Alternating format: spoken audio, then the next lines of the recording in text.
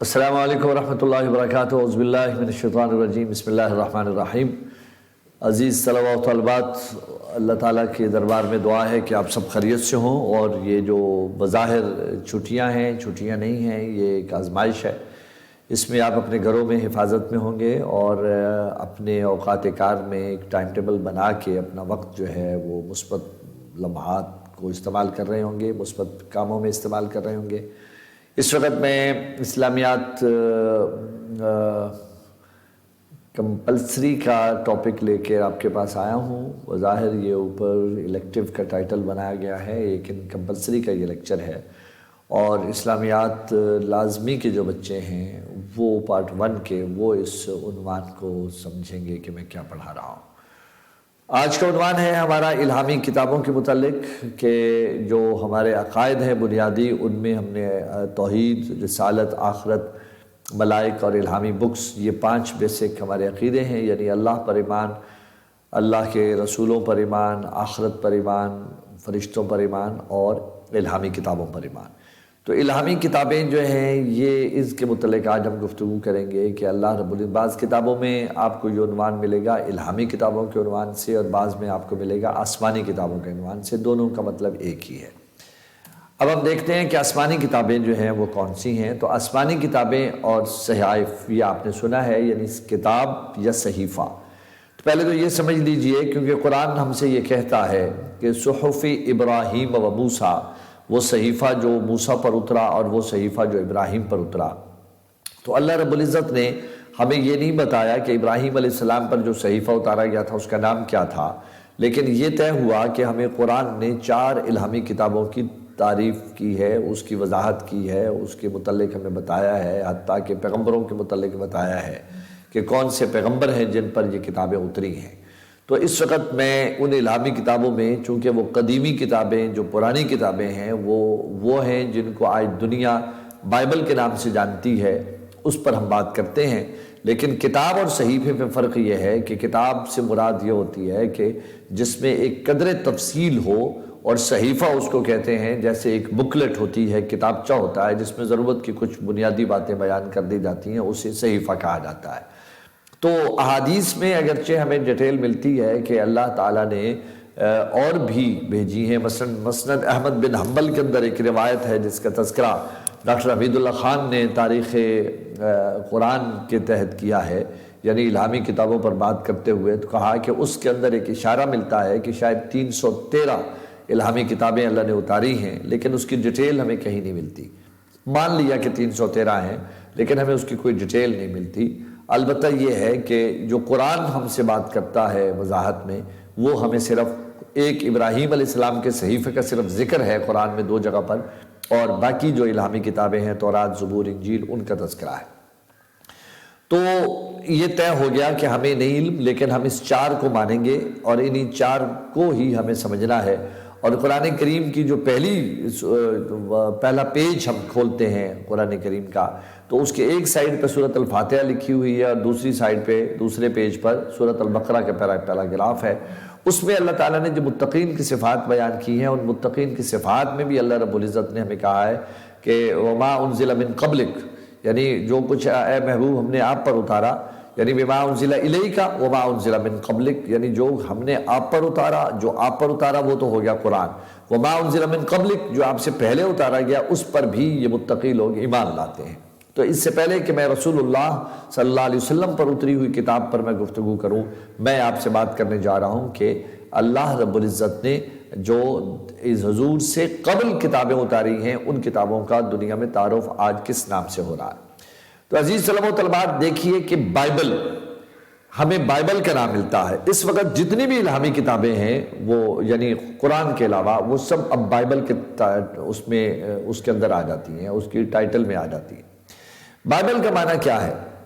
Bible کا معنی ہے مقدس کتابیں، یا مقدس کتابوں کا مجموعہ، یا کتابوں کا مجموعہ۔ یعنی ہم مقدس اس لیے کہہ رہے ہیں کہ وہ اللہ کی طرف سے ہیں، تو ہمیں اس کو تقدس کی نگاہ سے دیکھنا ہے، لیکن ویسے کتابوں کے مجموعے کو بائبل کہتے ہیں۔ اچھا، اب اس میں کون کون سی کتابیں شامل ہیں؟ اس کے اندر تورات ہے، اس کے اندر زبور ہے، اس کے اندر انجیل ہے۔ لیکن اس وقت جو دنیا میں ٹائٹل ہے بائبل کا، اس کے اندر ہم دیکھتے ہیں کہ اس کی دو روٹس بنا دی گئی ہیں، ایک کو عہد نامہ قدیم کہتے ہیں اور ایک کو عہد نامہ جدید کہتے ہیں۔ عہد نامہ قدیم کے اندر جو ہے ہمیں تورات، زبور اور دیگر انبیاء کے صحیفے ملتے ہیں، یعنی تورات، زبور اور دیگر انبیاء کے صحیفے ہمیں عہد نامہ قدیم جس کو اولڈ ٹیسٹمنٹ کہتے ہیں اس کے تحت ملتے ہیں، اور عہد نامہ جدید جس کو نیو ٹیسٹمنٹ کہتے ہیں اس کے اندر ہمیں اناجیل اربع اور حواریوں کے خطوط کا تذکرہ ملتا ہے۔ لیکن چونکہ اسلامیات لازمی میں آپ کو اتنی ڈیٹیل میں اس کو نہیں پڑھنا، لیکن مجھے بہرحال بحیثیت استاد اور بحیثیت مسلمان ایک طالب علم کے مجھے آپ تک اس کی بیسک معلومات پہنچانی ہے۔ تو تورات جو ہے یہ قرآن نے ہمیں بتایا کہ حضرت موسیٰ علیہ السلام پر اتری ہے۔ قرآن میں سورۃ بقرہ میں بھی اس کا تذکرہ موجود ہے کہ جس وقت موسیٰ علیہ السلام اپنی قوم کو فرعون سے نجات دلا کر، جس کا تذکرہ قرآن نے کہا ہے کہ وَإِذْ نَجَّيْنَاكُمْ مِنْ آلِ فِرْعَوْنَ يَسُومُونَكُمْ سُوءَ الْعَذَابِ، کہ وہ تمہیں مختلف عذابوں میں مبتلا کیے ہوا تھا، ہم نے تمہیں نجات دی۔ وَإِذْ فَرَقْنَا بِكُمُ الْبَحْرَ والا تذکرہ بھی آیا کہ ہم نے تمہارے لیے وہ جو سمندر تھا اسے پھاڑ کر تمہارے لیے راستہ بنا دیا۔ پھر جب آگے حضرت موسیٰ علیہ السلام پہنچ گئے جب طور سینا کے اندر، تو وہاں پھر اللہ رب العزت نے جناب موسیٰ علیہ السلام کو 40 لیلہ،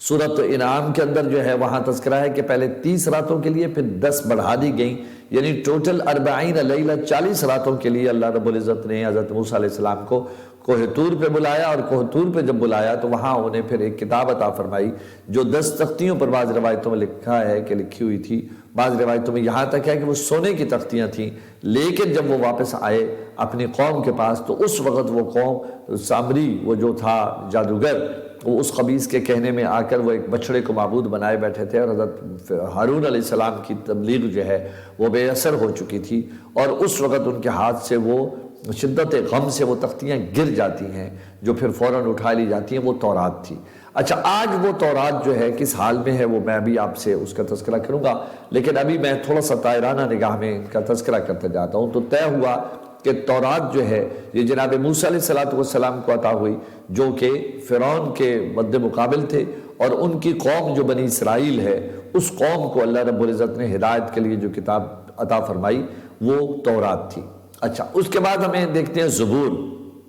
قرآن ہم سے کہتا ہے وَآتَيْنَا دَاوُودَ زُبُورًا، ہم نے زبور جو ہے وہ داؤد علیہ السلام کو عطا فرمائی۔ تو زبور جو ہے یہ داؤد علیہ السلام کو ملی، یہ ایک بہت بڑے اللہ تعالیٰ کے برگزیدہ پیغمبر تھے، اور ان کا لقب خلیفۃ اللہ تھا۔ ان کا کلمہ جو ہے لا الہ الا اللہ داؤد خلیفۃ اللہ، اور موسیٰ علیہ السلام کا جو کلمہ تھا لا الہ الا اللہ موسیٰ کلیم اللہ۔ تو یہ خلیفۃ اللہ جو تھے ان کو ایک اللہ تعالیٰ نے خاص شرف بخشا تھا کہ ان کو جو آواز عطا فرمائی تھی اللہ تعالیٰ نے، وہ ان کی آواز بہت ہی پرسوز اور مترنم ہوا تھی آواز، اور لہن داؤدی آج دنیا میں ایک ضرب المثل بنا ہوا ہے۔ اس کی وجہ یہ ہے کہ زبور جو تھی یہ کتاب منظوم تھی، یعنی پوئٹری کی شیپ میں تھی، شاعرانہ انداز میں لکھی گئی تھی، یعنی ان کی ورسز ایسی جڑی ہوئی تھی کہ ان کو شعر کی شکل میں ہم لے میں پڑھ سکتے تھے۔ تو جناب داؤد علیہ السلام کے متعلق آتا ہے کہ جب وہ اس کتاب کی تلاوت فرمایا کرتے تھے تو اتنا سوز پیدا ہو جاتا تھا، اتنا اس کے اندر اللہ رب العزت کی طرف سے کیا کہتے ہیں نور پیدا ہوتا تھا، روحانیت پیدا ہوتی تھی کہ سننے والے دم بخود ہو جاتے تھے۔ یعنی انسان تو انسان، فرشتے آسمان سے اتر آتے تھے، جنات اکٹھے ہو جاتے تھے، حتیٰ کہ چرند پرند یہ اڑنا چھوڑ دیتے تھے، یہ بیٹھ جایا کرتے تھے، پہاڑ بھر جایا کرتے تھے، اور یہ اپنی لے کے اندر جو ہے نا وہ خدا کے اس کلام کو پڑھا کرتے تھے۔ لیکن اس کتاب کا کوئی متن اس وقت ہمارے پاس موجود نہیں ہے، وہ والا متن جو جناب داؤد پر اترا تھا۔ ابھی میں اس گفتگو کے اینڈ میں آپ کو وضاحت کروں گا کہ اس کی اپنی لینگویج کیا تھی ان کتابوں کی، اور آج یہ کن لینگویجز میں ہمیں دنیا میں یہ کتابیں ملتی ہیں۔ اس کے بعد اگر ہم دیکھتے ہیں کہ تیسری کتاب کون سی ہے تو وہ کتاب انجیل ہے، اور انجیل جو ہے جناب عیسیٰ علیہ السلام پر اتاری گئی ہے، اور جناب عیسیٰ علیہ السلام کا کلمہ تھا لا الہ الا اللہ عیسیٰ روح اللہ، یعنی ان تینوں حضرات کا کلمہ میں نے آپ کو سنایا کہ لا الہ الا اللہ موسیٰ کلیم اللہ، لا الہ الا اللہ داؤد خلیفۃ اللہ، لا الہ الا اللہ عیسیٰ روح اللہ۔ یہ تین پیغمبر، تینوں پر اتری ہوئی کتابیں تورات، زبور اور انجیل ہیں۔ انجیل جو تھی یہ اب آپ کہہ سکتے ہیں کہ سیکنڈ لاسٹ پروفٹ، یعنی پیغمبر نبی آخر الزمان جناب محمد رسول اللہ صلی اللہ علیہ وسلم سے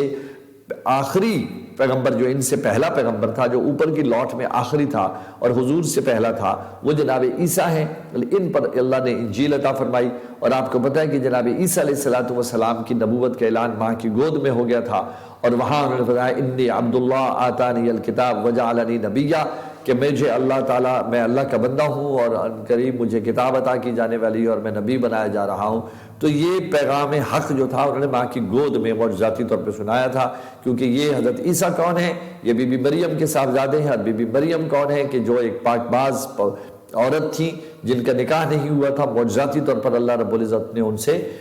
اپنا یہ بندہ پیدا فرمایا، اور یہ خدا ہی ہے جو چاہے کر سکتا ہے۔ سو جناب عیسیٰ علیہ السلام پر اتری ہوئی کتاب انجیل۔ اب عزیز طلبہ و طالبات، اس کو ہم دیکھیں کہ اب یہ انجیل اب اس وقت دنیا میں کن ناموں سے پہچانی جا رہی ہے۔ پہلی بات تو یہ ہے کہ انجیل تو ایک تھی، انجیل ایک تھی، یہ انجیل 4 کیسے ہو گئی؟ اس سے پہلے کہ میں اس موضوع پہ بات کروں، میں آپ کو یہ بتاتا چلوں، جتنی بھی الہامی کتابیں اللہ نے بھیجی قرآن کے علاوہ، ان تمام کی لینگویج جو تھی وہ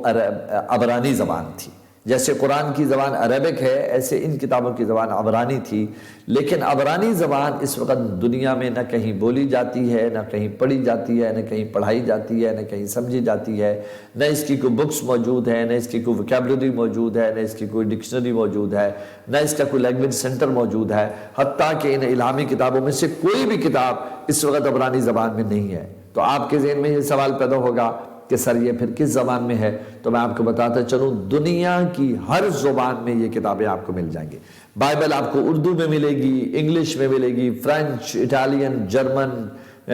رشین، پرشین، اٹالین، فرینچ، جو مرضی زبانیں آپ کہہ دیں، ایون پاکستان کی لوکل زبانوں میں، سندھی میں، پنجابی میں، براہوی میں وغیرہ وغیرہ، ساری زبانوں میں آپ کو یہ کتابیں ملیں گی۔ نہیں ملیں گی تو آپ کو عبرانی زبان میں نہیں ملیں گی۔ اب آپ خود سوچئے ڈیئر اسٹوڈنٹس کہ اگر یہ کتابیں اپنی اصل لینگویج میں نہیں ہیں تو پھر ان کو ریلائبل ہم کیسے کہہ سکتے ہیں؟ پہلی بات تو یہ ہے، قرآن کی زبان عربک ہے، اگر قرآن عربک سے ہٹا کر اردو میں کمپلیٹ ٹرانسلیشن کر کے رکھ دیا جائے تو کیا ہم اس کو قرآن کہیں گے؟ کبھی بھی نہیں کہیں گے، کبھی بھی نہیں کہیں گے۔ کیوں؟ اس لیے کہ ہم کہیں گے یہ قرآن کا ٹرانسلیشن ہے، تو ٹرانسلیشن کبھی بھی اوریجنل کا الٹرنیٹ نہیں ہوتا۔ ہم قرآن کا ٹیکسٹ جو ہے نماز میں پڑھتے ہیں، اب نماز میں الحمدللہ رب العالمین الرحمن الرحیم مالک یوم الدین کا ٹرانسلیشن کر کے اگر ہم پڑھیں گے تو ہماری نماز نہیں ہوگی۔ اگر ہم یہ کہیں ساری تعریف اللہ کے لیے ہے جو رحمان ہے، رحیم ہے، جو مالک ہے روز جزا کا، تو نماز نہیں ہوگی، اس لیے کہ اس میں اس کا اوریجنل ٹیکسٹ پڑھنا پڑے گا۔ اسی طرح تورات، زبور اور انجیل کا اوریجنل ٹیکسٹ عبرانی زبان میں تھا۔ اب یہ دنیا کے حل، میں مثلا آپ کو بتاؤں کہ میرے پاس جو بائبل ہے وہ انگلش میں بھی موجود ہے، اور میرے پاس بائبل اردو میں بھی موجود ہے، اور زبور میرے پاس پنجابی میں موجود ہے، پنجابی لینگویج میں بھی میرے پاس زبور موجود ہے۔ ایک تو گفتگو یہ ہوگی کہ آپ کو پتہ چل گیا کہ جتنی بھی الہامی کتابیں ہیں وہ ساری کی ساری جو ہیں وہ اپنی اس حالت میں نہیں ہیں، اب یہ انسانی سوچ کے تحت لکھی گئی ہیں۔ اس کی وجہ سمجھ لیجیے، وجہ یہ ہے کہ دنیا میں بڑے مارکہ آرائیاں ہوتی رہیں اس اہل کتاب مذاہب کے اندر بھی، اور اتنی مارا ماریاں ہوتی رہیں کہ انہوں نے ایک دوسرے پر اٹیک کیے ہیں بہت زیادہ۔ عیسائیت کے اندر جنگیں جاری رہیں، عیسائیت اور یہودیت کی آپس میں جنگیں جاری رہیں، تو اس کا نتیجہ یہ ہوا کہ انہوں نے ان کے کتب خانے ضائع کر دیے، جلا دیے، آگ لگا دیے، سمندروں میں کتابیں پھینک دی۔ اس زمانے میں کتابیں ہاتھ سے لکھی جاتی تھیں، سیاہی سے لکھی جاتی تھی، سمندروں میں گرائی گئیں تو سیاہیاں اڑ گئیں، کاغذ خالی رہ گیا، پرنٹنگ کا سہولت نہیں تھی، تو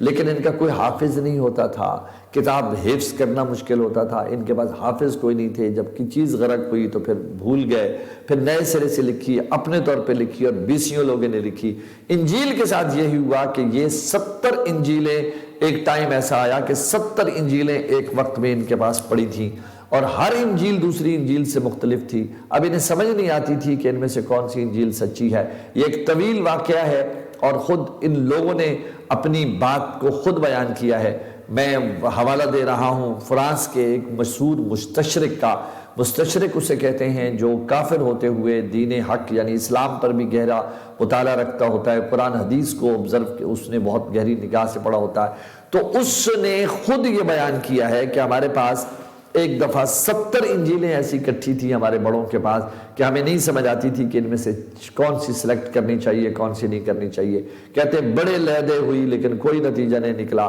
آخر اس کانفیڈنشل میٹنگ کے اندر ہمارے ایک سینئر بزرگ پادری جو تھے انہوں نے کہا کہ ٹوٹکے سے ہی ہو سکتی ہیں اور کوئی کرائٹیریا نہیں ہے، تو انہوں نے ایک ٹیبل پر بکس رکھوائیں ایک دوسرے کے اوپر ایسے جوڑتے ہوئے مینار سا بنایا۔ جب وہ بن گئیں تو پھر انہوں نے اس ٹیبل کو ہلانے کے لیے لوگ اکٹھے کیے کہ اس کو زور زور سے حرکت دیں۔ جب اس کو زور زور سے حرکت دی تو اس کے اندر سے ظاہر ہے کہ جو اوپر کتابیں پڑی تھیں سب سے پہلے نیچے گری تو وہ ٹیبل سے نیچے گر گئی، مزید حرکت دیتے رہے تو بہت نیچے گر گئیں۔ آخر 4 کتابیں سینٹر میں رہ گئیں جو کہ سینٹر میں پڑے ہونے کی وجہ سے ٹیبل کو جب زگ زیگ کرتے تھے تو وہ زگ زیگ ہونے کے نتیجے سے کبھی ادھر کبھی ادھر ہلتی جلتی رہی، نیچے نہ گری۔ جب تھک گئے تو کہنے لگے یہی 4 سچی ہیں، اور وہ 4 سچی جو انجیلیں اس وقت دنیا میں مانی جاتی ہیں اسی کو اناجیل اربع کہتے ہیں، اور یہ آپ کی سکرین پر یہ موجود ہے۔ اور یہ میں دعوے سے کہہ رہا ہوں، اس میں کوئی یہ نہیں ہے کہ میں مسلم ہوں اور میں دوسری کتابوں والوں کے خلاف بول رہا ہوں، نہیں، بلکہ آپ کو میں چیلنج دیتا ہوں کہ دنیا میں جہاں سے آپ کو بائبل ملے، آپ جب انجیل کا پورشن نکالو گے تو اوپر لکھا ہوگا اناجیل اربع، اس میں لکھا ہوگا لوکا کی انجیل، یوحنا کی انجیل، مرقس کی انجیل اور متی کی انجیل۔ اب یہ لوکا، یوحنا، مرقس اور متی کون ہیں؟ یہ 4 آتھرز ہیں ان کتابوں کے۔ تو سوال یہ پیدا ہوتا ہے کہ عیسیٰ والی انجیل کدھر ہے؟ جبکہ وہ عیسیٰ کی بھی انجیل نہیں تھی، وہ اللہ کا کلام تھا، اللہ کی طرف سے آئی ہوئی کتاب تھی۔ تو قرآن جیسے خدا کا کلام ہے تو ہمارے پاس تو ہم یہ کہتے ہیں یہ محمد رسول اللہ والی کتاب نہیں ہے، یعنی ان کی کتاب نہیں ہے، یہ خدا کا کلام ہے، خدا کی گفتگو ہے۔ تو جان لیجئے اناجیل اربع کا تو مسئلہ ہو گیا یہ۔ اب صرف اتنی نہیں، آگے دیکھیے تورات کے ساتھ کیا حشر ہوا۔ یہ یعنی انجیل دکھا رہا ہوں، یہ دیکھیں اناجیل اربع 4 کتابوں پر مبنی ہے، اور یہ دیکھیے یہ تورات کی موجودہ کتب 5 کتابوں پر مبنی ہے۔ اس کی پہلی کتاب ہے کتاب پیدائش، دوسری کتاب ہے کتاب گنتی، تیسری کتاب ہے کتاب خروج، پھر ہے کتاب الاحبار، اور 5ویں ہے کتاب الاستثناء۔ یہ 5 کتابیں جو ہیں یہ بھی اسی طرح دنیا کی ہر زبان میں آپ کو ملیں گی، لیکن نہیں ملے گی تو عبرانی زبان میں نہیں ملے گی۔ اس کی وجہ سمجھ لیجئے، اس کی وجہ یہ ہے کہ یہ ساری کی ساری کتابیں جو ہیں یہ خود سے ایسے ہی حادثاتی طور پر دوبارہ مرتب کی گئی ہیں۔ کتاب پیدائش کے اندر جو سبجیکٹ ہیں وہ اور ہیں، کتاب گنتی کے اور ہیں، خروج کے اور ہیں، الاحبار اور الاحبار اور الاستثناء جو ہے یہ 2 چپٹر ایسے ہیں کہ تورات کے جن کے اندر کم سے کم کچھ واعظ و نصیحت اور کچھ خدا کی باتیں اس کے اندر ہمیں ملتی ہیں، لیکن پیدائش، گنتی اور خروج جو ہیں یہ ایک ہوائی معاملہ ہے۔ اور جو منظوم زبور تھی یہ منظوم کتاب تھی، میں نے آپ کو بتایا پوئٹری کی شکل میں تھی، یہ بھی دنیا کی ہر زبان میں آپ کو ملے گی لیکن آپ کو عبرانی زبان میں نہیں مل پائے گی۔ تو آج کی اس گفتگو میں جو کہ میری گفتگو کتاب اسلامیات لازمی فرسٹ ایئر کے اسٹوڈنٹس کے ساتھ ہوئی، یہ الہامی کتاب میں سے میں نے ابھی آپ کے سامنے صرف جو قرآن کے علاوہ دیگر الہامی کتابیں تھیں ان پر گفتگو کی ہے، اور میرا اگلا لیکچر جو انشاءاللہ آپ کو پہنچے گا وہ میں قرآن کے متعلق گفتگو کروں گا۔ تو میں امید کرتا ہوں میرے بچوں نے اس کو غور سے سنا ہے اور سمجھا ہے۔ اپنی کتاب پر آپ کے پاس اتنی ڈیٹیل شاید نہ ہو لیکن اس کو مزید آپ غور سے دیکھیے گا، انشاءاللہ العزیز اللہ تعالیٰ آپ کا حامی و ناصر ہو، اور مجھے اور آپ سب کو اللہ کے فرمان کے مطابق زندگی گزارنے کا موقع عطا فرمائے۔ اپنا خیال رکھیے گا۔ السلام علیکم ورحمۃ اللہ وبرکاتہ۔